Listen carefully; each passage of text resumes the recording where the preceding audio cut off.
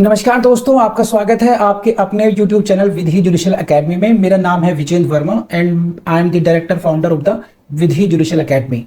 We provide coaching for the judicial services exams, and through this video we are trying to reach out to you to provide you full professional exam oriented coaching for the judicial services, and that is free of cost.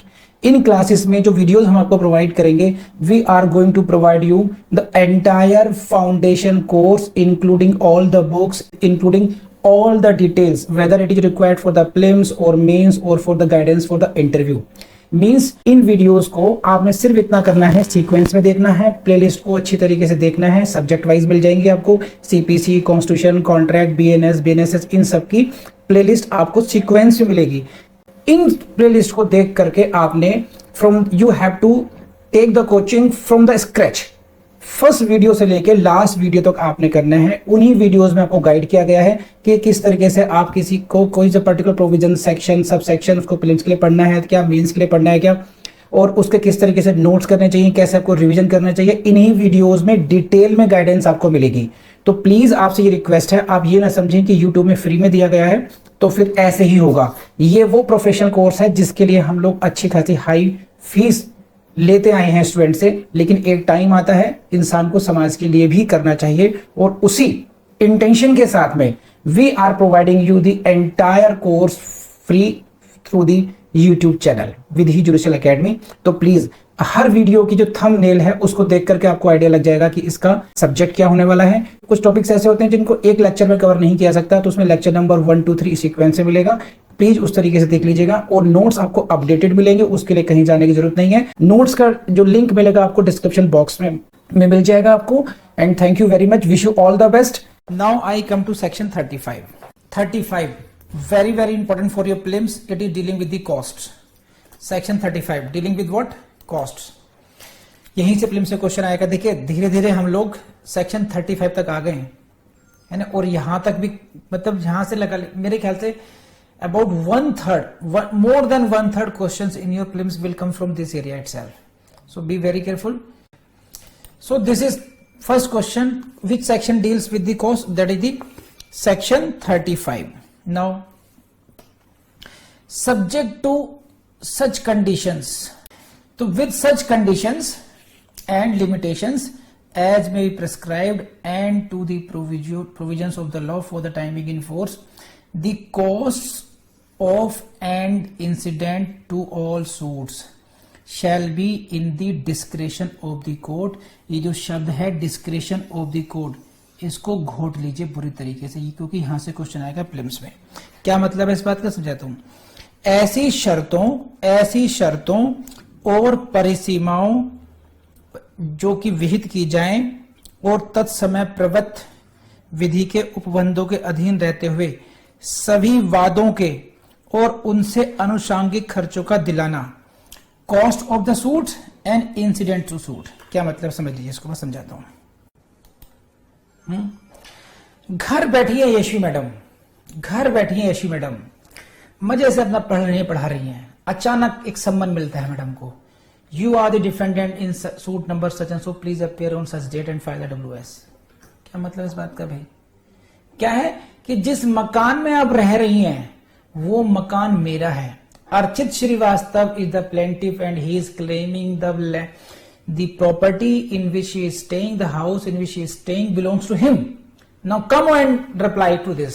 Appear and reply to it. अभी पढ़ाई था हम लोगों ने संबंध की भाषा क्या होती है। अब क्या होगा इसमें? नाउ मैडम ने पढ़ाई छोड़ी साइड में, अपना वकील करेंगी एंड दुनिया भर की कॉस्ट होंगी। तो कॉस्ट ऑफ द सूट्स मान लीजिए, या उससे अनलगती हुई जितनी भी सूट्स होंगी, cost of the suit and incident to all suits means suit से एक तो प्रॉपर सूट में आपने कुछ फाइलिंग कर रहे हैं, वो आपका खर्चा हो रहा है, एडवोकेट की फीस जा रही है, और उससे आने जाने के खर्चे और दुनिया भर के जो लिंक्ड खर्चे होते हैं, अगर वो खर्चे दिलाने हो, लास्ट में यशवी मैडम के फेवर में डिक्री हो गई। At the last decree has been pass in favour of Yashvi Sharma कि that house belongs to her itself. लेकिन तब तक इनके कम से कम 50,000 जा चुके इनके पास से। तो व्हाट अबाउट दैट कॉस्ट? तो that rule regarding that is what section 35 says that it shall be in the discretion of the court. ये लाइन पढ़िए, डिस्क्रेशन ऑफ द कोर्ट, ये न्यायालय का विवेकाधिकार होगा। न्यायालय को यह खर्चा दिलाना न्यायालय के विवेकाधिकार में होगा, समझे आप। तो यहीं से क्वेश्चन आएगा कि this whether it is the discretionary power of the court or not, इसी कॉन्सेप्ट पर क्वेश्चन आ जाएगा। Shall be in the discretion of the court and the court shall have the full powers to determine by whom or out of what property and to what extent such cost are to be paid. Again यहां से P for prelims लगा लीजिए, कैसे question आएगा, क्या क्या बात आएगी टेक्निकली समझिए। And the court shall have full power to determine what, to determine number 1 by whom, किससे, आउट ऑफ व्हाट प्रॉपर्टी, कौन सी प्रॉपर्टी से, एंड टू व्हाट एक्शन, किस सीमा तक। एक बात है, पहली बात बाय हुम, किससे, दूसरा out of what property and to what extent 3 such cost shall to be such cost are to be paid, किसके द्वारा कौन सी संपत्ति से किस सीमा तक ये इन कॉस्ट को चुकाया जाएगा। Court shall have full power to determine, court इसके बारे में निर्धारित करने की सारी शक्तियां रखेगा। All powers are with court to determine as to the who will be paying, out of what property he will have to pay and to what extent he will have to pay. तो this is 35। यहां तक इस portion तक समझ में नहीं आया तो मुझे बताइए अभी। Next part, and to give all necessary directions for the purpose of फोर्सेट को छोड़िए, आगे पढ़िए। The fact that court has no jurisdiction to try the suit, the fact that court has no jurisdiction to try the suit shall be no bar to exercise such powers. ये क्या हुआ, ये बड़ा जबरदस्त है, यहीं से फिल्म से क्वेश्चन आएगा आपसे। देखिए क्या, the fact that court has no jurisdiction to try the suit, कि कोर्ट को उस सूट को ट्राई करने का जुरिस्डिक्शन नहीं था, क्या फिर भी कोर्ट उसको कॉस्ट इंपोज कर सकती है? Answer is yes, shall be no bar to exercise of such powers. ऐसी स्थितियां बनती हैं, मान लीजिए the court the suit has been instituted and the WS has been filed and then it comes to the knowledge of the court that this court has no jurisdiction to try the suit. In that case, if the court is of the opinion that the plaintiff wrongly filed the suit, not inadvertently but knowingly, गलती से suit file नहीं किया, जानबूझ के परेशान करने के लिए सूट फाइल किया गया है, तो court is not devoid of the power of imposing cost as well, court can do so. तो ये ध्यान रखना, ये इतनी बात को ध्यान रखना, बस यहीं से फिल्म से क्वेश्चन आएगा आपसे कि अगर कोर्ट को किसी सूट को ट्राई करने की पावर नहीं है तो क्या तब भी कोर्ट कॉस्ट इंपोज कर सकती है? Answer is yes, cost of the suits की बात कर रहे हैं यहाँ पर। कौन से सूट्स की बात कर रहे हैं, कौन सी कॉस्ट है? कॉस्ट ऑफ द सूट, सही है, बताइए, हाँ है ना। And where the court directs that any cost shall not follow, जहां न्यायालय यह निर्देश देता है, क्या निर्देश देता है कि खर्चे परिणाम के अनुसार नहीं दिए जाएंगे, वहां न्यायालय अपने कारणों को लेखबद्ध करेगा, समझे। Court shall state it's reasons in writing, जहां पर कॉस्ट डिनाई की जा रही है, इसका मतलब यह है सीधी बात, where the cost are deny then court shall what, court shall state reasons in writing. यहीं से प्रीलिम्स में क्वेश्चन आएगा कि अगर कोर्ट कॉस्ट नहीं देता है तब क्या करेगा, court will have to explain why the cost are not being awarded in this case. Again you can see question in prelims, don't forget this line. तो this is section 35। Deepti Rajpal madam ये कह रही हैं कि सर बेयर एक्ट में showing that this language has been substituted by commercial courts act. देखिए ये line लिखी हुई है इसमें, सूट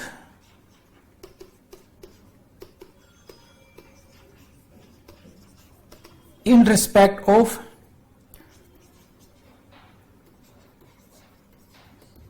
कॉमर्शियल डिस्प्यूट अगर कोई सूट ऐसा हो which is related to commercial dispute, in that case following section 35 shall be read. तो ये जो आपके इसमें लिखा है स्पेशल अमेंडमेंट के रूप में, जो स्पेशल अमेंडमेंट लिखा है वो तब एप्लीकेबल होगा when the dispute is of commercial, otherwise 35 section 35 will is intact. जो सेक्शन 35 मैंने आपको पढ़ाया है that will remain there for non commercial disputes.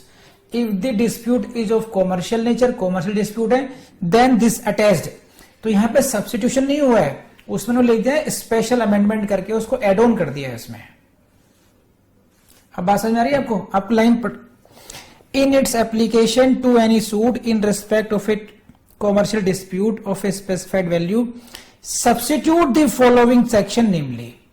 तो कॉमर्शियल डिस्प्यूट के का उसमें तब आप सब्स्टिट्यूट करोगे, then you will not read the original 35, then you will read the substituted 35, but when the dispute is commercial.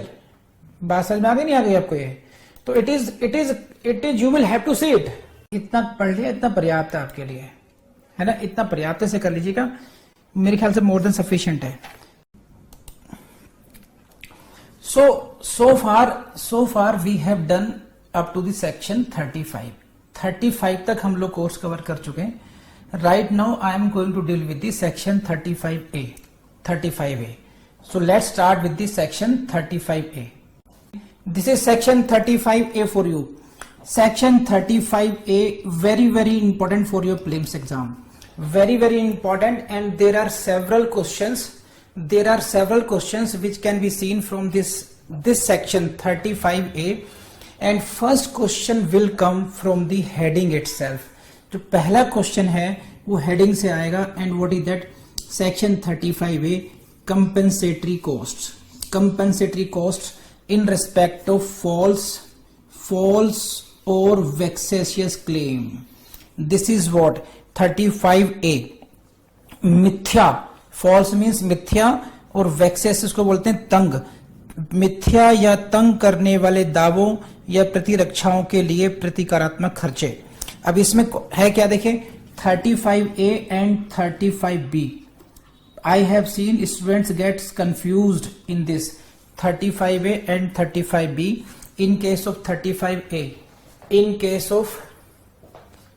case of 35A, the cost is what? Compensatory, and this is the cost. 35 में you will see, 35B में you will see this is the cost for causing delay. So 35A and 35B both sections are important. It is for causing delay. तो पहला question आएगा, लिख लीजिए फटाफट कैसे question आएगा।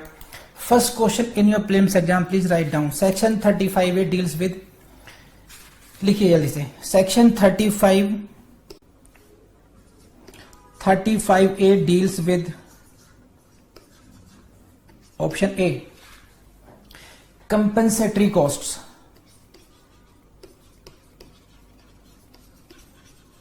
Compensatory costs. Costs B, cost for delay, and number C, costs of suit, and D, it deals with what? Interest. It deals with the interest. So answer is what? Answer is A. Fine. In this case answer will be A, as this is dealing with what? Compensatory cost. इसी में तो इसी तरीके से आप लोग marginal note याद रखेंगे तो आपका एक क्वेश्चन होने की संभावना बनती है। Now please go to the next part of this 35A. Don't forget this 35A. If in any, see please highlight, जहां जहां से मैं कहूं गोल कहूं उस तरीके ध्यान रखना आप लोग। इफ इन एनी सूट और other proceedings including execution proceedings, यहां से क्वेश्चन आएगा। We are dealing with 35A, and but excluding appeal or revision. So this is, please see this, यहां से क्वेश्चन आएंगे आपके। What will the question? Section 35A is applicable in case of execution proceedings or not. This is including execution proceedings. तो यहां से पहला question बनेगा कि whether section 35A is applicable in case of execution proceedings or not। First question P for prelims यहां से होगा। Second question, but excluding an appeal or revision, it means compensatory cost, the provision of compensatory cost under section 35A is not applicable in case of appeal or revision। ये ध्यान रखना B। तो यहीं से छोटी छोटी बातें हैं जहां से क्वेश्चंस बनते हैं आपके। So this is section 35A, it will be applicable in case of any suit including execution proceedings but excluding appeal or revision। क्या? नेक्स्ट पार्ट देखिए, any party objects in any suits, any party objects as to the claim or defense, claim or है ये, claim or defense, please पढ़ना सीखिए ऐसे, or defense, claim or defense on the ground that claim or defense or any part of it as against the objector is false or vexatious। ये बहुत technical है, समझ नहीं पाएंगे, आज मौका मिल रहा है, ढंग से समझ लेना इसको। क्या है देखिए, what are the proceedings? What are the proceedings? This may be the any civil proceeding but not the appeal or revision।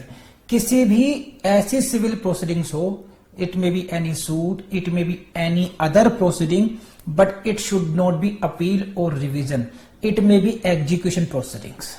सही है? Suppose this is execution proceedings or this is any suit, in that case उस suit में क्या होगा, दो पार्टियां होंगी, plaintiff होगा, डिफेंडेंट होगा, है कि नहीं, दो पार्टियां होंगी। एनी पार्टी ऑब्जेक्ट्स, एक कोई सी भी पार्टी, देखिए कोई, this is what any party, any party means it may be the plaintiff or it may be defendant. Any party objects, objection करती है कोई भी पार्टी, किसको ऑब्जेक्शन करती है, टू द क्लेम, मीन्स अगर डिफेंडेंट है then he will object for the claim of the plaintiff or defence, यानी कि plaintiff will object to the defence. आप समझ रहे हैं? देखिए इसको ऐसे देखिए, any party may object to claim or defense depending upon who you are। if you are plaintiff, तो जो डिफेंडेंट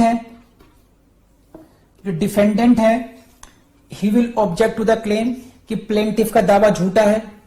अगर मैंने कोई दावा फाइल किया, मैंने कोई सूट फाइल किया, if I filed any suit and you are the defendant, if I have filed a suit and you are the defendant, तो you are objecting to the claim, आप उस दावे को झूठा बता रहे हो, ऑब्जेक्शन कर रहे हो। और if you are defendant, I am plaintiff, I am saying कि your defense is false or vexatious। so both party, it may be plaintiff, it may be defendant, they can put forward objection। द्वारा पढ़िए देखिए, तो any party objects means he may be plaintiff और ही मे be defendant, तो कोई भी party objections कर सकती है।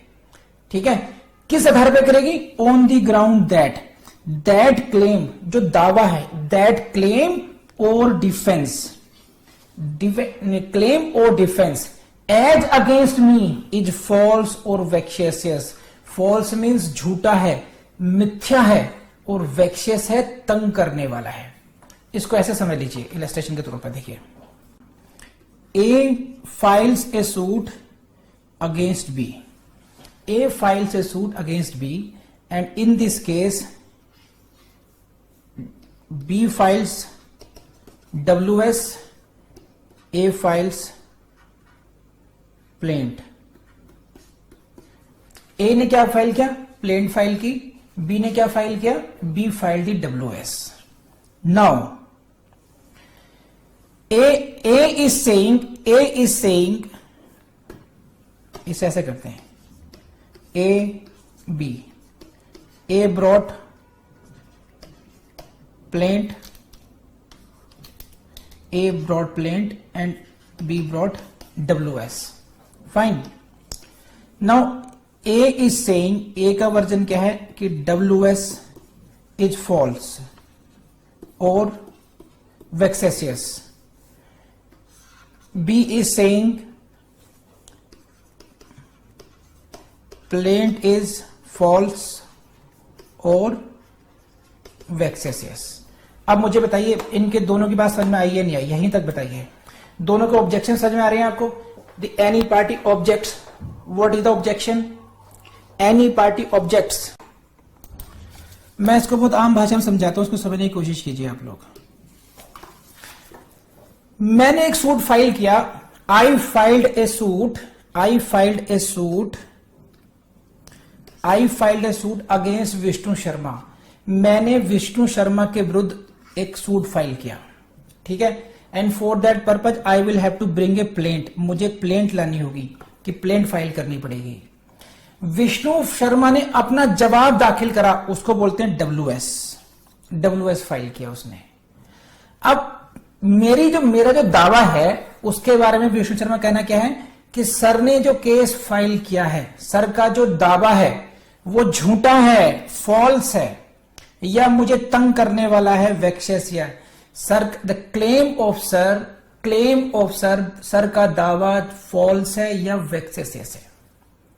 अब तुमने जो WS फाइल किया, मैं क्या कह रहा हूं कि विष्णु शर्मा ने जो अपना जवाब दाखिल किया है यानी कि डिफेंस लिया है वो झूठा है, वो तंग करने वाला है, उसमें कोई सार नहीं है। तो कोई भी पार्टी अपोजिट पार्टी के दावे को या डिफेंस को ये ऑब्जेक्शन कर सकती है कि उसका जो दावा है या डिफेंस है वो झूठा है, वो क्या है, फॉल्स है, वो वेक्सेसियस है। इसी को लीगल टर्मिनोलॉजी में क्या बोलते हैं, ऐसे बोलते हैं। लीगली कैसे कहा गया इसको? Any party objects that the claim or defense is what? False or vexatious. This is what? On the ground that claim यानी कि whole claim, whole defense or any part of it, यानी कि उस claim का कुछ ही part as against the ऑब्जेक्टर, यानी कि जो ऑब्जेक्ट कर रहा है उसके विरुद्ध फॉल्स है या वेक्सेसियस है। अब इस लाइन को और समझिए, इसका मतलब क्या है?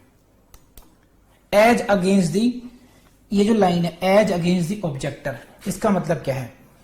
सपोज कीजिए आई एम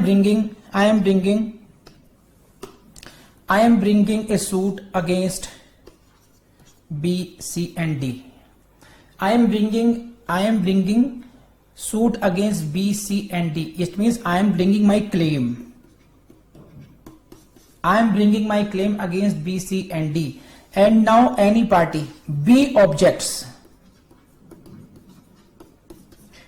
objects कि claim against me is false or वेक्सेसियस।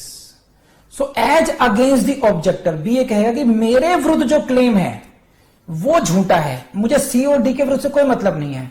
I am objecting on my behalf with regard to claim against me. तो मैंने आपको एक लाइन समझाई है इसमें, आई बिलीव इन, ये आपको समझ में आया होगा। क्लेम की बात क्या कर रहे हैं, एक लाइन पूरी समझिए। देखिए, claim, defence or any part of it, इसका मतलब क्या होगा कि होल ऑफ द क्लेम हो सकता है, पूरे क्लेम के लिए हो सकता है, पूरे डिफेंस के लिए ऑब्जेक्शन हो सकता है, या एनी पार्ट ऑफ इट यानी कि अंशतः हो सकता है कि आधी बात झूठी है, आधी बात में कुछ नहीं कहना मुझे, लेकिन आधी बात तो एकदम सरासर झूठी है इसकी है। सो अब मुझे बताइए ये स्लाइड समझ में आई नहीं आई? ठीक, आगे बढ़ते हैं। Now what is the next? To the knowledge of the party, to the knowledge of the party by whom it has been put forward. It means what? What is the objection? कि this claim or defense, this claim or defense is what? False or vexatious ये claim झूठा है या तंग करने वाला है, false और वेक्सेसियस। कैसा? To the knowledge of the party by whom it has been put forward. जो व्यक्ति क्लेम कर रहा है, द क्लेमेंट, उसको पता है कि वो झूठ बोल रहा है। It is false to the knowledge of the party who is claiming by whom it is put forward, या डिफेंस के लिए वही है, समझे? सो मैंने ये कहा कि सर मैंने जो सूट फाइल किया है उसके जवाब में जो विष्णु शर्मा ने अपना WS फाइल किया है वो झूठा है, वो वेक्सेसियस है, और वो ये जानता है, विष्णु शर्मा को जानकारी है इस बात की, to the knowledge of the Vishnu Sharma who is putting this defence. So my objection is your honour that mister Vishnu Sharma it putting forward a false defence or vexatious defence with the knowledge, being in knowledge कि हाँ मैं झूठ बोल रहा हूं, ये वो जानता भी है इस बात को। वो समझ में आई नहीं बात? ये तो ये हुआ सारी बात, ये this is my objection, this is the objection. And thereafter, and if thereafter such claim or defense is disallowed, such claim or defense is disallowed, abandoned or withdrawn in whole or in part। ये next part आ गया। तो पहला part क्या था, scene क्या था? पहला था ऑब्जेक्शन। देखिए क्या, क्लेम आया, उसका डिफेंस आया, then came objection, and then came decision of court। decision of court में कोर्ट ने क्या कहा कि ये disallowed मतलब या तो क्लेम या डिफेंस जिसके बारे में बात की गई थी, that is now disallowed, उसको डिसमिस कर दिया गया क्लेम को। अब दिस क्लेम और डिफेंस इज डिसअलाउड हो गया हो, और या अबेंडन कर दिया गया हो, छोड़ दिया गया हो, या उसको विड्रॉ कर लिया गया हो in whole in part, then the court if it so thinks fit may after recording reasons for holding such claim और डिफेंस टू बी फॉल्स और vexatious make an order for the payment to the objector. यहां पर समझिए अब ये देखिए क्या, कि अगर कोर्ट ने उस डिफेंस को या क्लेम को डिसअलाउ कर दिया एक बात, उसके बाद में कोर्ट क्या कर सकते? देखो मे है, मे कोर्ट में, it is not compulsory on the court, court के ऊपर कंपल्सरी नहीं है। मे का मतलब है कोर्ट को डिस्क्रेशन है। कोर्ट में क्या कर सकते? Court may after recording its reasons, ऐसा आदेश लिखने के रीजंस लिखते हुए क्या कर सकती है? Make an order for the payment to the objector of cost by way of compensation. इसको मैं पहले आसान भाषा में समझाता हूं कि अगर ऐसा पाया जाता है, वो क्लेम अगर झूठा पाया जाता है, वो डिफेंस अगर झूठा पाया जाता है, तो कोर्ट उस व्यक्ति को कंपनसेशन दिलाएगी जिसने की ऑब्जेक्शन किया था। किससे दिलाई थी? जिसने की वो ऐसा झूठा क्लेम किया था या झूठा डिफेंस किया था। बाय दी पार्टी, इसको देखिए, बाय दी पार्टी इस रेड को देखिए बस, ये कौन सी पार्टी से दिलाएगी कंपनसेशन? देखिए, by the party by whom such claim और defence has been put forward, and किसको दिलाएगी? टू द ऑब्जेक्टर, ऑब्जेक्टर को दिलाया जाएगा कंपनसेशन। किससे दिलाया जाएगा? जिस व्यक्ति ने ऐसा फॉल्स क्लेम या फॉल्स डिफेंस पुट फॉरवर्ड किया था। So the court may make an order for the payment to the objector, to the objector means जिसने ऑब्जेक्शन किया था, जिसने ये कहा था कि ये जो क्लेम है, ये जो डिफेंस है वो झूठा है, फॉल्स है, वेक्सेसियस है, उस व्यक्ति को कंपनसेशन दिला जाएगा bye way of compensation. Make payment for the payment of cost, payment of cost दिलाया जाएगा, समझे? और इससे पहले क्या करेगी कोर्ट?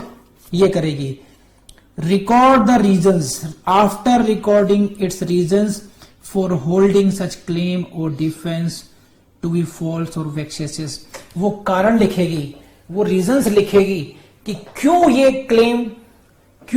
क्लेम या डिफेंस फॉल्स है, क्यों ये क्लेम या डिफेंस वेक्सेसियस है, ऐसा करने के कोर्ट कारण भी लिखेगी।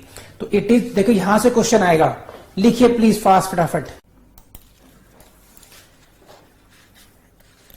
Under section 35A, under section 35A, under section 35A, under section 35A, while making an order of compensation, while making an order of compensation, the court, option A,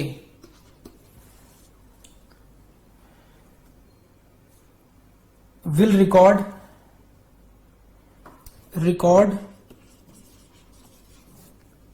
of reasons, will record of reasons of such order. B, will not record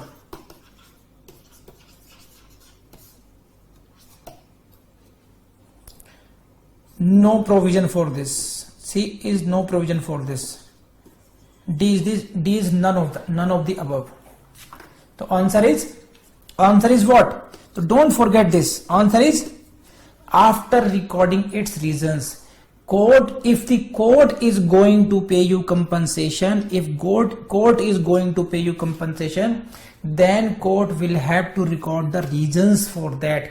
कि why this claim is false or vexatious, why this defense is false or vexatious. तो please let me know ये बात समझ में आई तो आपको idea है, ये जितने भी टेक्निकल पॉइंट्स हैं आपको समझ में आए हैं या नहीं आए हैं। सो अभी तक मैंने आपको बहुत हिज्जों में समझाया है, अब मैं आपको एक बार ढंग से पूरा समझाता हूं ताकि आपको रनिंग में समझ में आ जाए। एक बार को देखिए, this is section 35A and now first question देखिए, यहां स्क्रीन पे आइए आप लोग, please see the screen. This is section 35A and it is dealing with what? Compensatory cost. Compensatory cost in respect of what? Compensatory cost in respect of false or vexatious claims or defenses. And first question in your prelims will come from the heading and what it says. If any suit, if in any suit or other proceedings, which proceedings? Including execution proceedings, यहां से question आएगा, but excluding appeal और revision, appeal और revision में apply नहीं होगा। What? Any party objects, what objects? It any party is objecting either to the claim or to the defence on what ground, on what is the ground? That as against the objector this claim और defence or any part of such claim और defence is false or vexatious. So this is the ground of objection, that this claim wholly or partly or this defense wholly or partly as against the objector, means the person who is making such objection is false or vexatious. ये जो claim लाया गया है, this claim is false or this claim is vexatious. This is the objection. And then next part is that to the knowledge of the party by whom it has been put forward. It means what? कि this false claim, falsity of this claim or vexatious nature of this claim or defense is in the knowledge of the party bringing such claim. Opposite party is bringing such claim despite knowing that he is making this false claim or he is making false defense against me, against the objector. This is the objection. And if the court, if thereafter such claim is what? Such claim is disallowed. Number one, disallowed, abandoned or withdrawn wholly or in part, then so objection made and thereafter such claim or defense is either disallowed, abandoned or withdrawn. In that case, if the court thinks so fit, यानी कि court को अगर सही लगता है तो then court क्या कर सकती है? Court can make an order, court can make an order and कब करेगी? After recording its reasons. This is very important.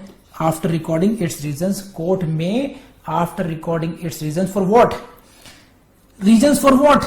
Reasons for holding such claim or defense to be false or vexatious. उन बातों को समझाते हुए कि क्यों ये क्लेम और डिफेंस फॉल्स माना गया या वैक्सेस माना गया, वो सारे रीजंस लिखने के बाद में क्या कोर्ट ऑर्डर कर सकती है? May make an order for the payment. तो order is for what? Order is for payment. Payment किसको? To the objector. जिसने ये ऑब्जेक्शन किया था कि देखो ये झूठ बोल रहा है, उस व्यक्ति को पेमेंट दिलाने के लिए ऑर्डर कर सकती है. किस बात की payment? Payment of cost. Cost उसका जो खर्चा हुआ उसको दिलाने के लिए. किससे दिलाएगी? By the party by whom such false or defence such false claim was put forward. तो this is all about clause 1. 35A की क्लॉज 1 है ये. आई बिलीव कि अब आपको समझ में आ गया होगा अच्छी तरीके से. Next is what? अगेन यहां से क्वेश्चन आएगा, no court shall make any such order for the payment of an amount exceeding 3000 rupees and this is the question. P for please for you. ये क्वेश्चन पूछा जाएगा compensatory cost, है ना? What is the maximum amount? What is the maximum amount of compensatory cost under section 35A? Answer is फटाफट बोलो. What is the amount? Not exceeding rupees 3000 rupees. For the amount, no court shall make any such order for the payment of an amount exceeding 3000 rupees. तो हद से हद उनका क्या कहा कि कोर्ट 3000 रुपए से ऊपर तक का कंपनसेशन नहीं दिलाएगी. तो ये कंपनसेटरी कॉस्ट है. कंपनसेटरी कॉस्ट मैक्सिमम कितनी हुई? 3000 रुपीज हुई. और यहीं से आपको प्रीलिम्स में क्वेश्चन मिलेगा ही मिलेगा इसमें. सेकंड बात क्या है? Or exceeding the limits of its pecuniary jurisdiction whichever amount is less. ये क्या टेक्निकलिटी आ गई, इसको समझ लीजिए अभी. है or its pecuniary jurisdiction which amount is less. ये क्या हुआ? Not exceeding the limits of pecuniary jurisdiction. क्या हुआ? देखिए, this is, it means what? If the court is 1, this is the court C1, the name of this court is 1 and its pecuniary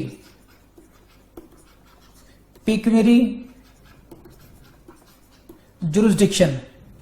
If the pecuniary jurisdiction of this is what? 2000. This is C2. And the pecuniary jurisdiction of this is 5000.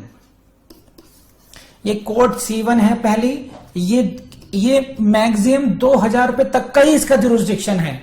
और एक court C2 है, इसका jurisdiction 5000 रुपए का है. तो if I apply this rule, it says that this court C1 cannot award compensation more than 2000 because इसकी पेक्यूनियरी limit ही इतनी है. लेकिन अगर पेक्यूनियरी लिमिट 5000 है ज्यादा है तो मैक्सिमम कितना कर सकती है? केवल ये 3000. सो पेक्यूनियरी लिमिट्स अगर अबव है 3000 से तो आप कितना कंपनसेशन दिला सकते हो? केवल 3000 रुपए. और if your pecuniary limit is less than 3000 rupees, अगर आपकी लिमिट ही 3000 से भी कम है तो whatever is your maximum pecuniary limit, अब उससे ऊपर नहीं जा सकते. अगर 2000 की लिमिट है तो you can not award 2000 rupees 2001 रुपए अवॉर्ड नहीं करेंगे कंपनसेशन का. मैक्सिमम कितना कर पाएंगे? आप 2000 रुपए कर पाएंगे. तो ये है 35A की 2 क्लॉज. आई बिलीव कि आपको समझ में आया होगा. जल्दी बताइए मुझे. No court shall make any such order for the payment of an amount exceeding 3000 rupees. It means this is the maximum limit of compensation. But if your pecuniary jurisdiction is less than, then amount will be less than 3000 rupees depending upon the limit of your pecuniary jurisdiction. अगर आपका 3000 रुपए से भी कम pecuniary jurisdiction है, उस case में आप 3000 वाला फॉर्मूला अप्लाई नहीं करेंगे. Then you will see what is your pecuniary jurisdiction. According to that, the maximum compensation can be awarded. Now यहां पर आया 35 का first proviso 35 provided that where the pecuniary limits of the jurisdiction of any court, ऐसा समझ लीजिए, court of small causes. अब यहां बात कर रहे हैं हम, this proviso is dealing with what, this proviso is dealing with the court of small causes. Court इनके इसमें नियम क्या है, कोर्ट ऑफ स्मॉल कॉज में क्या नियम है, वो कितना अमाउंट कर सकते हैं। Again this can be question for a prelims. Section 35A will not come in your mains exam, but the limits 3000 whether it is applicable in case of execution proceedings, whether it is applicable in case of appeal or revision, such kind of questions can be asked in your prelims exam. Now please see what is the rule regarding the court of small causes. Court of small causes से संबंधित नियम क्या है वो समझ लीजिए अच्छे तरीके से। क्या कहते हैं ये, this jurisdiction of any such court are less than 250 rupees. देखिए क्या है, less than 250 rupees, less than 250 rupees the high court, high पूरा पढ़ने की जरूरत नहीं, जितना समझा रहा हूं उसको हाईलाइट कर लीजिए। The high court empower such court to award cost under this section any amount not exceeding 250 rupees. क्या मतलब है इसका, this section, this proviso 35A proviso, court of small causes, इस कोर्ट की बात कर रहे हैं हम, बाकी सब भूल जाइए। कोर्ट ऑफ स्मॉल कॉजेस की बात कर रहे हैं। इफ इस कोर्ट का जो जुरिस्डिक्शन है, jurisdiction of such court are less than 250 rupees. Jurisdiction कितना है इसका, 250 रुपए से कम है। In that case high court may empower such court to award as cost under this section any amount not exceeding, यानी कि मैक्सिमम कितना, नॉट एक्सीडिंग 250 रुपीज। एक नियम ये आया निकल कर गए, अभी मैं समझाऊंगा आपको। दूसरा नियम क्या है, and not exceeding those limits by more than 100 rupees. अब आप चकरा गए होंगे इसको समझ कर मैं समझाता हूं उसको क्या है। देखिए कि अगर जुरिस्डिक्शन कितना है आपका, कौन सी कोर्ट की बात कर रहा है प्रोविजन, ये ध्यान से समझना। देखिए court of small cause, court of small causes की बात कर रहा है। पहला पॉइंट ये याद कर लीजिए, this proviso section 35A is dealing with the jurisdiction of what, court of small causes, कि वो कितना अवॉर्ड कर चुके हैं। एक बात, ये कोर्ट कौन सी है, कोर्ट ऑफ स्मॉल कॉज है। दूसरी बात क्या है, उसका जो जुरिस्डिक्शन है लेस देन 250 रुपीज, ये दूसरा पॉइंट है। जुरिस्डिक्शन कितना है, मान लीजिए 200 रुपए है, ठीक है। जुरिस्डिक्शन साहब ऐसे मान लीजिए, जो अरशान भाई साहब हैं, अरशान भाई साहब is the presiding officer of a court of small causes. Court of small cause के, ये इस कोर्ट ऑफ स्मॉल कॉज के भाई साहब प्रिजाइडिंग ऑफिसर है।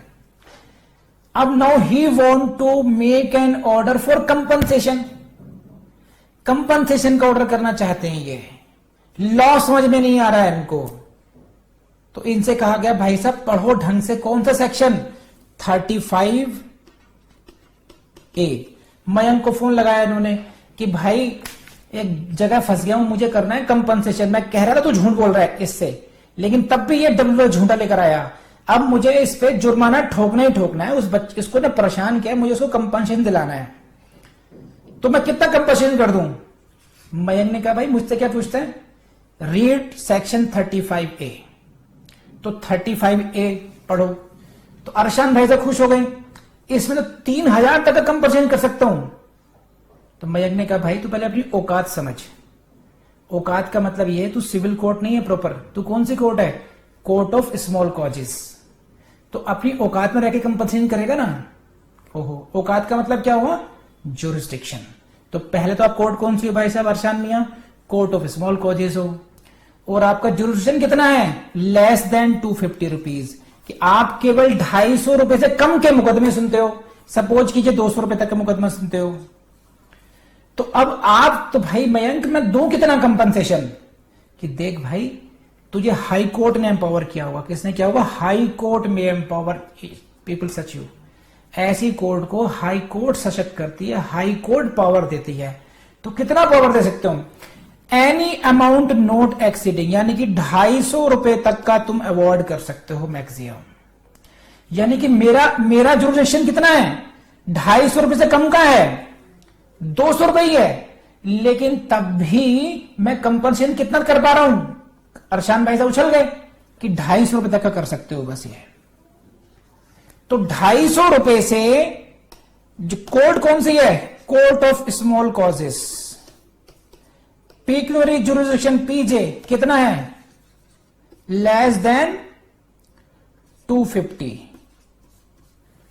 इस केस में कंपनसेशन कितना कर सकते हो आप लोग, मैक्सिमम 250 रुपए। कौन एम्पावर करेगा, हाई कोर्ट करेगी। समझ में आई बात। तो एक तो ये बात होगी, यहां तक बात समझ में आई नहीं, बताइए जल्दी बताइए मुझे। अब अरशान भाई साहब ने कहा कि ये तो बात मुझे समझ में आ गई मयंक, कि मेरा जुरिस्डिक्शन 250 रुपए का नहीं भी है, तब भी हाई कोर्ट मुझे एम्पावर कर सकती है 250 रुपए तक का कंपनसेशन देने के लिए। कि भाई एक बात तो सुन, लेकिन किसे बताइयो मत, है ना, किसे बताना मत, कि मैं कोर्ट ऑफ स्मॉल कॉज भी हूं, और भाई मेरा जो जुरिस्डिक्शन है ना वो 100 रुपए से भी कम है, 100 रुपए का है बस। तो तब भी क्या 250 रुपए हो सकता है। मयंक ने कहा भाई 100 रुपए का तुम्हारा जुरिस्डिक्शन है, उछल तुम ऐसे रहो, तुम ऐसा करोगे वैसा करोगे, कंपनसेशन दिलाना है मुझे जो भी है। तो अब यहां पर आपका आ गया 250 रुपए से तो कम है, लेकिन 100 रुपए तक पहुंच गए आप। तो कह रहे हैं भाई जो तुम्हारा जुरिस्डिक्शन है उसमें तुम 100 रुपए और जोड़ लो बस मैक्सिमम, यानी कि इससे ऊपर पिक्यूनरी जुरिस्डिक्शन प्लस 100 रुपीज, इससे ज्यादा का आप कंपनसेशन नहीं दे पाओगे। समझे। वो तो यह है कि अगर 200 का होगा, 250 से कम का होता, 100 रुपए से कम का डिफरेंस होता, तो 250 तक खींच देते आप। लेकिन आप अगर नीचे चले गए और भी, तो जो भी पिक्यूनरी जुरिस्डिक्शन है आपका उसमें प्लस 100 रुपीज करके ये मैक्सिमम कंपनसेशन चला सकते हो। कौन हो तुम, कोर्ट ऑफ स्मॉल कॉजेस हो। कौन करेगा एम्पावर आपको देने के लिए, हाई कोर्ट करेगी आपको। High court empower, high court may empower such court to award such an amount not exceeding 250 rupees and not exceeding those limits more than 100 rupees. समझ में आता है, इसका मतलब ये है। तो अगर आप कोर्ट ऑफ स्मॉल कॉजेज हो, एक बात, अगर तो और आपका जुरिस्डिक्शन 250 रुपए तक का है, से कम, लेस देन 250 रुपीज है, in that case you can award compensation not exceeding 250 rupees. But साथ ही साथ सेकंड रूल भी है, not exceeding those pecuniary limits by more than 100 rupees, कि 250 रुपीज भी जो है इसमें ध्यान रखना पड़ेगा कि आपकी पिक्यूनरी लिमिट से 100 रुपीज ज्यादा से ज्यादा ना हो जाए। तो दोनों रूल अप्लाई करने पड़ेंगे and high court will empower you.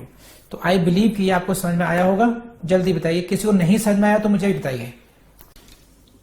Court of small causes एक ये है, एक ये है कोर्ट ऑफ स्मॉल कॉजेस। ठीक है, दोनों का ही जो जुरिस्डिक्शन है वो लेस देन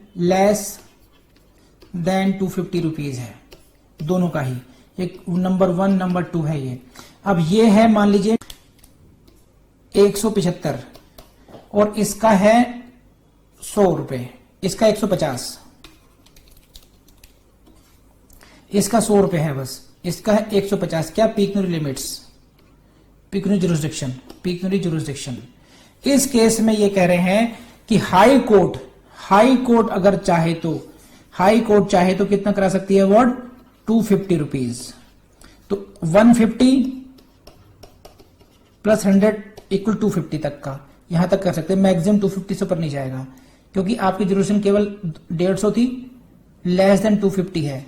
लेकिन अगर 100 रुपीज प्लस 100 रुपीज अगर 200 बैठ रहे हैं तो 200 ही रहेंगे, फिर 250 रुपए नहीं दिलाए जाएंगे आपकी।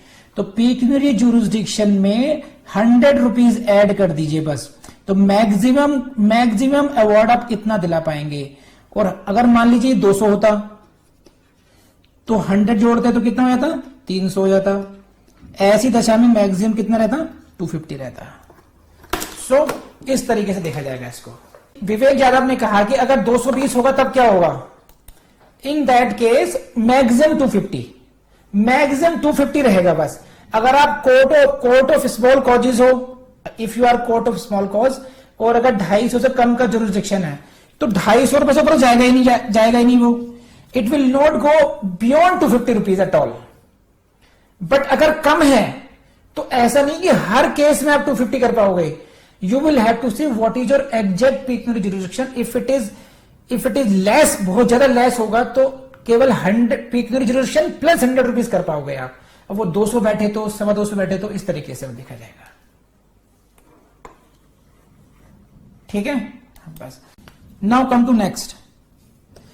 Provided further that high court may limit the amount which any court or class of courts is empowered to award as cost under this section। यहां से क्वेश्चन आ सकता है कि who has the power to limit the amount, कि अगर किसी court की सीमा बतानी हो तो हाई कोर्ट में limit the amount. High court decide करेगी कि कौन सी कोर्ट या किस प्रकार की न्यायालय कितना कॉस्ट अवॉर्ड कर सकती हैं। आपके प्रीलिम से क्वेश्चन पूछा जा सकता है, तो हाई कोर्ट को ही पावर है इस तरीके की। High court may decide the limit of amount in that case. And next is what, clause 3 35A की क्लॉज 3 देखिए क्या कहती है। No person against whom an order has been made under this section shall by reason thereof be exempted from any criminal liability in respect of any claim defense made by him। Very good, यहां से prelim से question आएगा, समझ लीजिए। हाँ जी। अब now suppose करो Amit Kumar has been order to pay compensation. Amit Kumar brought a false claim, he brought a false claim or false defence. Amit Kumar brought a defence, false claim or this, and he has been ordered to pay the compensation. तो he is the person against whom an order has been made under this section। Amit Kumar is the person who has been made this। लेकिन जो opposite party है उसके कलेजे को ठंडा कभी नहीं मिलेगी, कह रहे ना छोड़ूंगा नहीं इसे। He has been telling lie in the court, he has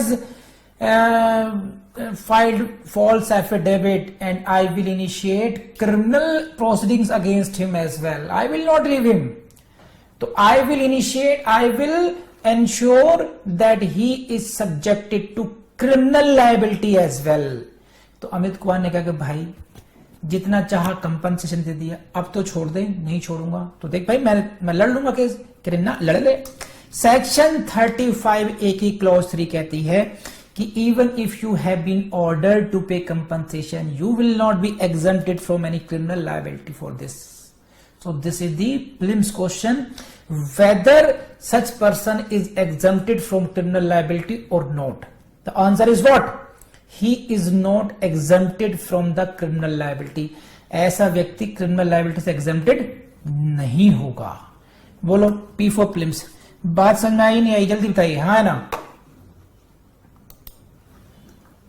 Next, the amount of any compensation awarded under this section in respect of a false or vexatious claim or defense shall be taken into account in any subsequent suit for the damages or compensation in respect of such claim or defense। क्या कह डाला?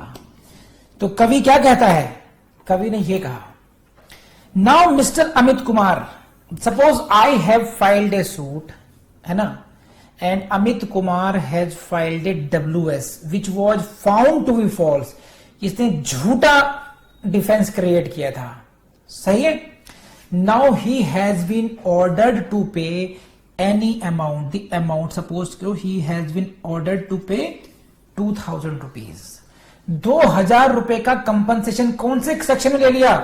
35A में ले लिया, clause 1 में ले लिया अमित कुमार से मैंने।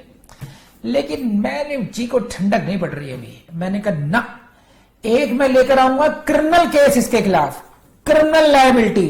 तो 35A क्लॉज 3 में क्रिमिनल लायबिलिटी लेकर के आया, क्रिमिनल लायबिलिटी फिक्स हुई। अमित कुमार कुछ नहीं कर पाए। अब मैं क्या लेकर के आ रहा हूं ना, छोड़ूंगा भी नहीं, 2000 रुपए भी कोई रकम है। I will bring a separate suit now, separate suit लेकर आ रहा हूं मैं इसमें, एंड देन सब्सिक्वेंट सूट लेकर आ रहा हूं मैं। इन that case mister Amit Kumar के खिलाफ कोर्ट ने कहा कि भाई साहब अब दोगे 20,000 रुपए। 20,000 रुपए are awarded as compensation, why?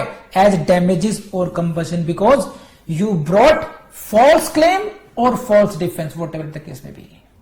Now Amit Kumar कहेगा sir what about that 2,000 rupees, इसी ग्राउंड पे उन्होंने 2,000 पहले झटक लिए मुझसे 35 सेकंड। कह रहे हाँ, that is what shall be taken into account, shall be taken into account while awarding 20,000 rupees or any award, court will take into account। ओहो 2,000 रुपए पहले देते, इस बार ठीक है 18,000 रुपए अवार्ड करते तुम्हें, 18 दो। तो that amount can be of help in the subsequent suit, उसमें that can be taken into account. लेकिन क्रिमिनल लायबिलिटी से आपको नहीं बचा पाएगा वो। बोलो बात समझ में आ गई नहीं आ गई? सो ये हुआ, तो मैं इसको समाप्त करता हूं। This is section 35A dealing with the compensatory cost in respect of false और vexatious claims. Number 1, any party may object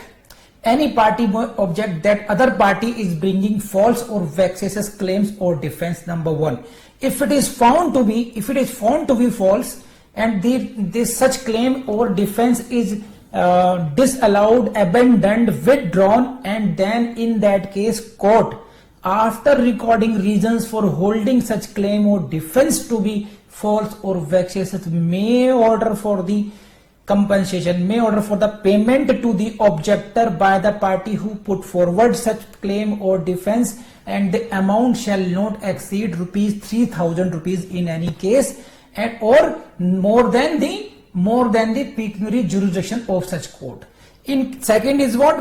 In case of court of small causes, the High Court may empower to award rupees 250 maximum, but in that case also this award shall not be more than 100 rupees than his pecuniary limits, and this court, even if you pay the compensation, you will not be exempted from the criminal liability, and but if a subsequent suit is filed against you, the amount of compensation paid by you may be taken into consideration. जय Hind. 35A इस तरीके से याद करके, अगर कोई याद आ जाएगा, याद कर लेंगे आपको, तो ये मुश्किल से 1 मिनट का सेक्शन है। लेकिन एक बार को लैंग्वेज को समझना, टेक्निकलिटीज को समझने में टाइम लगता है। अब याद कर लीजिएगा, बहुत ज्यादा टाइम नहीं लगेगा याद करने में आपको। 35A बहुत डिटेल में पढ़ाया गया है और बहुत टेक्निकली पढ़ाया गया है, बहुत इंपॉर्टेंट है आपके लिए। बस आपसे यही कहूँगा कि अगर ये वीडियो आपको पसंद आए तो अपने दोस्तों से शेयर करना नहीं भूलेंगे आप लोग, लाइक भी कीजिएगा और कमेंट भी कीजिएगा।